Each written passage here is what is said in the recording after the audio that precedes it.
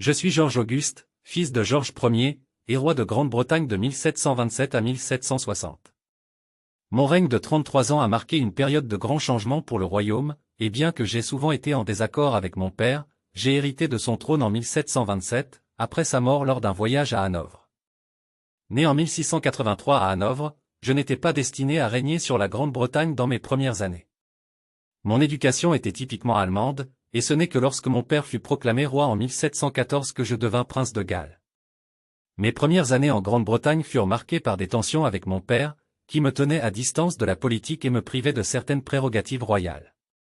Nos disputes étaient parfois si violentes que j'ai été banni de la cour pendant une période.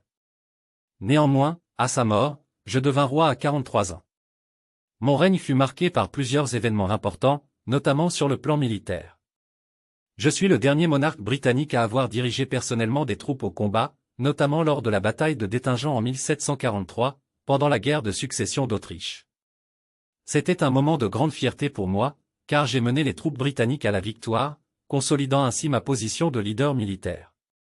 Cependant, les conflits ne se limitaient pas à l'Europe. La guerre de 7 ans, 1756 à 1763, éclata, opposant la Grande-Bretagne et la France dans des batailles qui s'étendaient aux Amériques et à l'Inde. Ce conflit allait devenir un tournant majeur dans l'histoire impériale britannique, car à la fin de la guerre, la Grande-Bretagne émergea comme la principale puissance coloniale mondiale.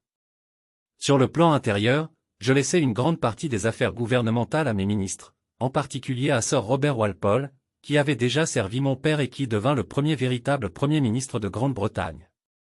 Sous son influence, et celle des ministres qui lui succédèrent, mon pouvoir personnel fut limité, tandis que la monarchie constitutionnelle britannique prit forme. Même si je ne jouais pas un rôle actif dans le gouvernement quotidien, j'avais une influence subtile sur la politique, notamment en soutenant les campagnes militaires et en assurant la défense des intérêts britanniques en Europe et outre-mer. Ma relation avec ma famille, en particulier avec mon fils aîné, Frédéric, prince de Galles, reflétait les tensions que j'avais eues avec mon propre père. Frédéric et moi étions en conflit constant, et il est mort avant moi en 1751, ce qui fit de mon petit-fils, le futur Georges III, mon héritier. Mon règne n'était pas uniquement marqué par des guerres et des conflits politiques. La culture britannique connut également un essor significatif pendant cette période. Les arts et les sciences prospérèrent, et Londres devint une ville de plus en plus influente sur la scène européenne. Le royaume connut également une grande prospérité économique, favorisée par l'expansion commerciale et coloniale.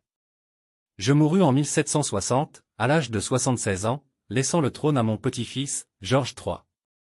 Mon règne aura été celui d'un monarque guerrier, mais aussi d'un roi qui a vu la Grande-Bretagne s'étendre et affirmer son statut de puissance mondiale.